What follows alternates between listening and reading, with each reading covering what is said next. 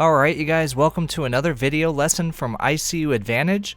In this lesson, we're going to teach you everything you need to know about the Glasgow Coma Scale.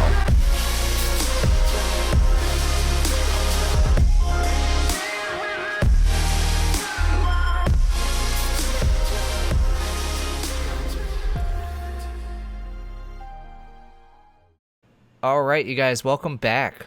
This lesson is going to be a single lesson that we're going to have for you guys, and in this lesson we're going to be talking about your patient's GCS, or what we call the Glasgow Coma Scale. In this lesson we're going to go through everything that you guys need to know in order to be able to appropriately assess this in your patients. But before we begin, if this is your first time watching one of our videos, and you'd be interested in more in-depth critical care education such as this video, then I want to invite you guys to subscribe to our channel below. But when you do, make sure and hit that bell notification icon in order to be updated whenever our new lessons become available. We truly value your subscription, your likes, and your comments that you guys leave for us, and they really go a long way in helping to support our channel. And so for that, I do want to thank you guys.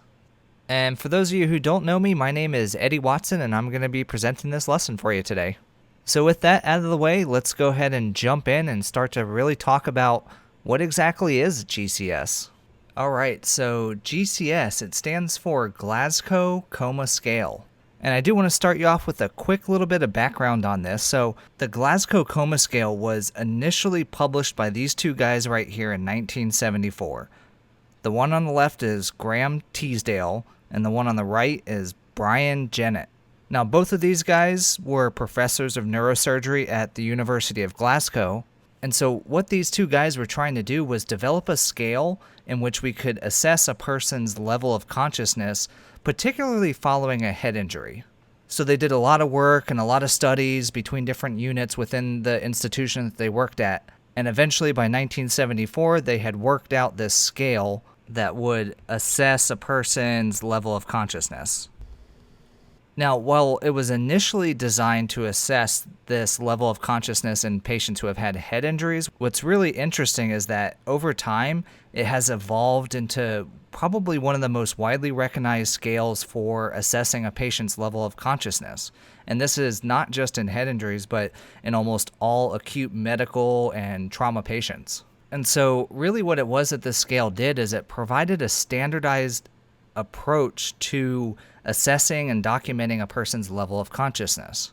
And so everybody, everywhere, no matter where you worked or what you were doing, everybody could be on the same page and using the same scale and really talking the same language in order to describe the level of consciousness in a patient. And so this was truly a profound, groundbreaking scale that they had come up with. And I think that's pretty self-evident in the fact that we're still using it to this day. And one of the reasons that having this Glasgow Coma Scale and assessing a GCS in your patient is so important is because a change in a person's level of consciousness, which essentially is going to be a change in your GCS score, this is always going to be your first sign in any sort of neurological problem. So it's important that you're doing this assessment and you're acutely aware of changes or really a decline in this assessment for your patient. So now that we've got that out of the way, let's go ahead and move into actually talking about what's involved in the assessment of your patient's GCS. And so what we have with the Glasgow Coma Scale is a set of defined criteria and categories in which we are going to be giving our patient a score based on how they respond to each of these three categories. So basically, you can really think about this as a scale or a range of scores, and depending how your patient responds to each of these categories, you'll total up and determine an overall score for your patient. Now for this scale, it has a minimum score of 3 and a maximum score of 15. And so we're going to get into this more detailed here in a minute, but really to put it in perspective, a 3 would be your patient basically has no response to anything. And so a score of 15 would mean that your patient is fully responsive or they're fully awake. Essentially, they don't have any sort of deficit. And when we start going over how to actually get these scores, it's important to know that really anything at about the level of 8 or less is really going to indicate severe neurologic alteration in your patient. And so as we go in to start to talk about these categories next, it's important to think about the hierarchy of our brain function in order to really understand how these different scores really signify a deterioration in our patient's neurologic condition. And there's really 3 levels of this hierarchy that I want to talk about. So the top and really the highest level of this is going to be our cortex, or really our cortical processing, our cortical thinking. It's that high level processing that our brain does. So now if we kind of go below this high level processing, we have what we call the subcortical. And this is going to be that mid-level, that more primitive brain that really isn't a part of the very high level, high functioning cortex processing. And then finally, the third one below here is going to be our brainstem. And this is those real basic, low-level, almost reflex-like responses that our brain has. And so if you can kind of think about as we make our way down, as we move from those high-level, intricate brain functioning processes to those more basic, more primitive, and reflex-like processes, you will see these manifest themselves in things that your patient is doing, and we can quantitatively measure that using something like the Glasgow Coma Scale. All right, so like I talked about, there are the 3 categories in which we're going to use to measure our patient's responses. And to help you memorize what these categories are, you can think of these as E, V, and M. And essentially what these stand for, first we have our eye opening. Next from there, we're going to have our verbal response. And finally, we're going to have our motor response. So you can see here the E is for eye opening, the V is for verbal response, and the M is for our motor response. So if you just remember that EVM, that will really kind of help you to remember what each of these categories are, and hopefully will help to jog your memory of what sort of assessment you're looking for this category. Now for each of these categories, I'm going to go through and explain about what the assessment is that you're doing. But for each one of these, the lowest score that you can get is a 1. And so if you score the lowest score in eye opening, verbal response, and motor response, you're going to get 1 point for each of those categories, giving you the lowest score that we had talked about, a 3 right here. Now from there, each one of these categories actually has a different maximum score. For eye opening, our max score is going to be a 4. For our verbal response, our max score is going to be a 5. And for our motor response, our max score is going to be a 6. So once again, like we had already talked about, if you score the maximum in each of these categories, basically signifying that you are fully awake, you are fully with it, you're going to have a total score, if you add these up together, will give you that max score of 15. And so what we're going to do is we're going to go through both in this lesson as well as when you're assessing this with your patient, and go through each one of these categories and their assessment one by one and determine what your patient scores for that category. And so to start out, let's talk about the eye-opening category. And like we said, there's going to be 4 scores that are available. So you can either score a 4, a 3, a 2, or a 1. And for the eye-opening category, basically what this is doing is this is reflecting the amount of stimulation that's required in order for your patients to open their eyes. And so each of these scores are going to be a different amount of stimulation that's required in order to have your patients have their eyes open. So it's important to know that with this really can be impacted by things such as orbital fractures, or if they have swelling around their eyes, anything that could prevent them from actually being able to open their eyes when they otherwise would normally. So it's important to take these factors into consideration. And if you do have limiting factors like this, it's important that we document it as such. So as far as our scoring goes, in order to score a 4, which would be the highest score for this category, your patient would have to be spontaneously opening their eyes. So basically, you walk in the room and they have their eyes open, they're awake, looking around, that would give you a score of 4. In order to score a 3 for this category, this is going to be if your patient opens their eyes to any sort of verbal stimuli. So they may not have their eyes open, but if you talk to them, you call their name out, you give them some sort of verbal stimulation, they then will open their eyes. Now, oftentimes, They may fall back asleep or drift off if you stop talking or even in the middle of your talking. But if they do open those eyes when you are talking to them, then this would give them a score of 3. Now, in order to get a score of 2, your patient's going to have to open their eyes to painful stimuli. And so for this response, you've talked to them, you've spoken loudly, loud commanding voice, and they still aren't opening their eyes. But if you apply some sort of painful stimuli, either to their eyebrow, to their trapezius, sternal rub, some sort of painful stimuli, and if they open their eyes as a result of that, then they would score a 2 here. And then finally, to get a score of 1, you basically would have no response. So no matter what you do to your patient, they just will not open their eyes. And so if we take a look at the scores that we have for our patient in the eye-opening category, hopefully you can kind of see that as we work our way down the scale, down the score, your patient is having less and less neurologic response, especially from the higher level down to the lower level. So if we think about they spontaneously open our eyes, that's obviously going to be that high level cortex processing. Your patient is fully awake and alert. Whereas if we start to have some sort of injury to that high level area, but still functioning within that area, they will open their eyes as a result of processing that language or that verbal stimulation. But when we move down lower and we start to get into the subcortical levels or even the brainstem levels, this is where we start to see the eyes open only in response to some sort of painful stimulation. And so we can kind of see how our score just starts to cascade and drop down through those levels, really giving us an indication of how much injury or how extensive the injury that your patient is experiencing. All right, so moving on to the verbal response category. Like we talked about, the maximum score for this category is a 5. And so essentially a patient can score either a 5, a 4, a 3, a 2, or once again, a 1. And for this category, basically what we're doing is we're assessing your patient's ability to really speak coherently and with appropriate content when they do speak. Again, our max score is 5. So really, in order to achieve this maximum score, your patient is going to have to be fully oriented.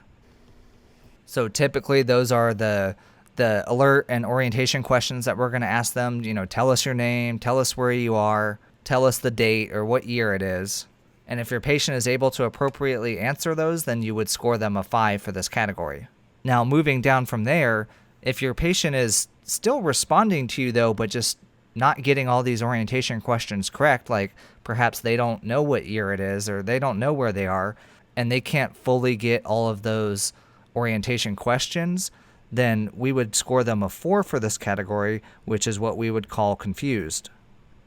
So again, if we kind of think about that processing that our brain does, obviously if they're oriented, we have functioning high-level cortical processing.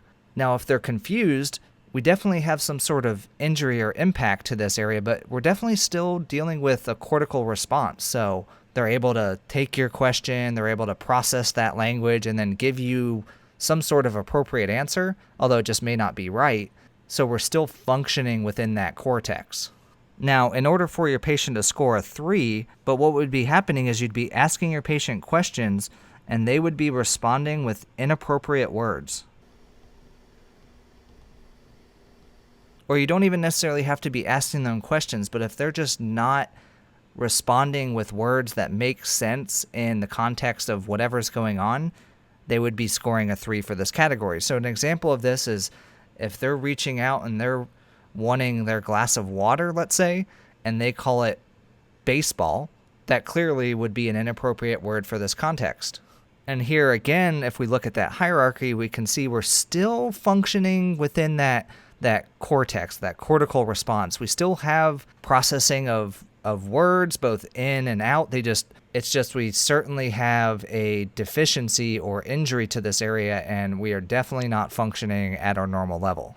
Now, moving on from here, in order to score your patient a 2 for this category, this is where if they're not even forming words anymore and they're just making incomprehensible sounds.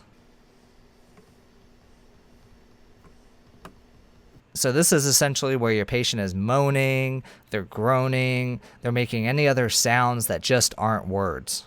And for this one, this is where you can really see we've gone beyond, we've dropped below that cortical processing, and we're really in that subcortical area, or even essentially into the brainstem, and just giving real basic verbal responses.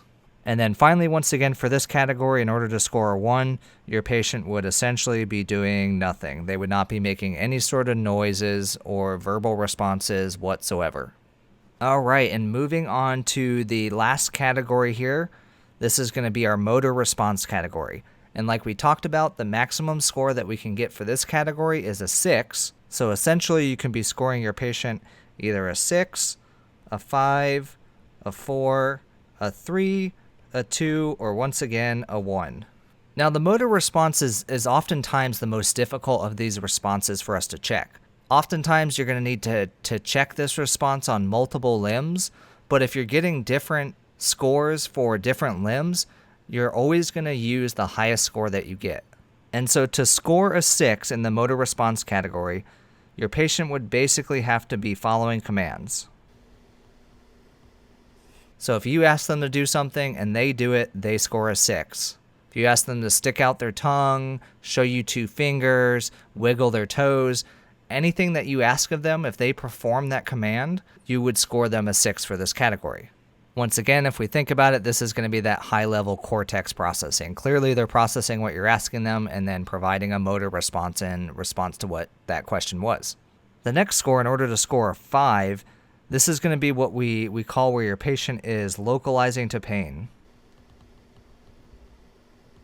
And essentially what this means is if you give them some sort of painful stimuli, that they are going to move to that source of stimulation in an attempt to stop it. So again, think about this as still functioning within that high-level cortical processing, because they're still able to process the signal of this painful stimuli and then coordinate a motor response to that area. But again, it's not going to be as high level. There's clearly some sort of injury or something going on that they're just not able to follow commands. So it's really important to be able to recognize this localizing pain. So a couple of examples of this is if you provide, let's say, eyebrow stimulation, they would then move their hand up to get your hand or push your hand out of the way at the eyebrow. If you cause them some sort of painful stimulation to their leg, again, they would move their arm down in an attempt to stop you from providing that painful stimulation at the site that you're providing the stimulation. So it's really important, in order to call this localizing pain, they must make motor movements to the source of that painful stimulation. Now, for the next score in this category, the score of 4, in order to score this, your patient would basically be withdrawing to pain. So now this is where we start to get into some of that lower level subcortical, starting to get into some of that brainstem functioning, where if you provide painful stimulation, they're going to attempt to move away from that stimulation. So if you provide, nail bed pressure, they're going to attempt to pull their arm or pull their leg away in order to withdraw away from that painful stimulation. They're not going to be localizing to it to try and stop it, but they're going to be pulling away from it to attempt to get away. So again, very important to distinguish withdrawing from localizing, because it definitely signifies a change in not only the score, but that hierarchy of processing that your patient is able to do as a result of whatever's going on with their injury. Now for the next one here, in order to score a 3, this is going to be something that we call abnormal flexion. And another name for this is going to be when you see decorticate posturing. So what's happening now is we have this injury that has gone down and impacted, it's even starting to impact the top parts of our brainstem. And so we're going to start to get these real primitive responses in our patient's motor response. And when we've just gone into the top part of the brainstem, this is where we're going to see this abnormal flexion or this decorticate posturing. Essentially, this is where the posturing goes into the core of your patient's body. So you'll see them bring their arms up and bring them into their chest and flex them into their chest. And this is typically going to be in response to some sort of painful stimulation that you're giving them. So certainly not a good thing when you see this happening in your patient. Now, one level below the abnormal flexion, is if we continue to progress that injury into the lower brainstem, then what we're going to start to see is what we call abnormal extension. And this is going to be our decerebrate posturing. So now decerebrate is going to be different from the decorticate posturing because now our patients are going to be extending their arms out. You're going to find them extended out down next to their body, their wrist kind of turned inward, exposing their palms to the outside. So again, of these two posturings that you'll see, decorticate up into the core and decerebrate down below, arms extended out to the side. Decerebrate is definitely the worst of these two. It's signified that we've got injury further down into that brainstem, really impacting our patient's core primitive functioning. And then finally, once again, the last response in order to score a 1 would be essentially if your patient has no response. So if you provide painful stimulation, whatever you're doing to your patient, and they are just not moving anything, you would score them a 1. And so this is essentially the components, the assessments that form up our Glasgow Coma Scale. As you can see, there's different assessments that we're performing for eye-opening response, our verbal response, and our motor response. And depending what your patient is able to do, we're going to score them for each of these categories and then total up this score to give us an overall score. So just as a quick example, let's say your patient only opened their eyes to verbal stimulation. They had incomprehensible sounds, no good verbal response, and they were only withdrawing to pain. We would score them E4, V2, and M4, which if you total these up would give you a GCS of 10. So again, like we talked about up above, if your score is at that 8 or anything less, this is going to be a significant sign of severe neurologic injury. Now, before we close out here, there really are a couple problems or issues that can come up when using the Glasgow Coma Scale with your patients. The first of these that I really want to hit on is that while we use the GCS score frequently when we're monitoring and assessing our patients, especially in the ICU, it's only providing us with a limited amount of information. So this GCS score is not going to be a full comprehensive assessment of your patient's neurologic status. In order to have that accurate picture of what your patient's neurologic function is, you're going to have to do further, more complex, specific neurologic testing and assessments in order to be able to get that true picture. Again, the GCS score is just giving you a very limited view, although it is very important because, again, we talked about that change in level of consciousness is going to be one of the first indicators that you're going to see in your patient that has a deteriorating neurostatus. From there, the score, if you just give somebody a score, and let's say in our example here, you just say a patient has a GCS of 10, really that score doesn't tell you enough information. Now, certainly if they have a score of 3 or a score of 15, you really have all the information you know. You know they're clearly doing nothing or they're doing everything. But a score of 10 doesn't tell you where the problem is. Is it that they're having issues with eye opening, motor response, verbal? Where is the problem, or what are the scores for these areas? Because there's many different ways that you can do this assessment and end up with a score of 10. So it's important when we do give this score that we do give it in the context of each category. So if we say that our patient has a GCS of 10, we need to say they're a E4, V2, M4 in order to give that information to the person so that they know what this assessment consists of. Another issue that we tend to find with the GCS score is it doesn't always have the best inter-rater reliability. And what this means is from one person to another, sometimes people are scoring different scores for the same assessment on the same patient. And when we do talk about these scores, it's important to know too that a single score doesn't tell you the whole picture. It's important that we're trending these scores and we're looking for these changes in your patient's GCS that really give us a picture of what's happening. Because it's also not uncommon to have people that come to you initially either, let's say, post-trauma or post-code, and they may present even with a GCS of 3, which would be really bad, except for the fact that it's short-lived and this isn't truly the neurologic function that they have going on. And along those lines, like we had kind of started to talk about earlier, is that there can be some sort of injury or physiological condition that your patient has at baseline that can really impact the score. So like we talked about, if your patient is a trauma patient and they have some sort of facial injuries or orbital injuries, that this can prevent them from being able to open their eyes. If your patient has some sort of paralysis or they don't have functioning of one limb and that's the only limb that you're checking for a motor response, this is also going to impact the score that you give. As well as if they have any baseline neurologic deficits. If they, at baseline, couldn't normally respond to things that you were saying or give you verbal responses, then this is also going to impact the score at baseline for this person. And while they may not score good in that category, there may not be much of a change in their quote-unquote GCS score. And for the last two things, these ones are going to be really big and really important, especially working in the ICU, and that's going to be dealing with intubation and sedation. So when you have a patient that's intubated, the highest score that they're possibly going to be able to get is an 11. And that's because they're not going to be able to have any verbal response with that ET tube in place. So they're going to score a 1 for that verbal category no matter what.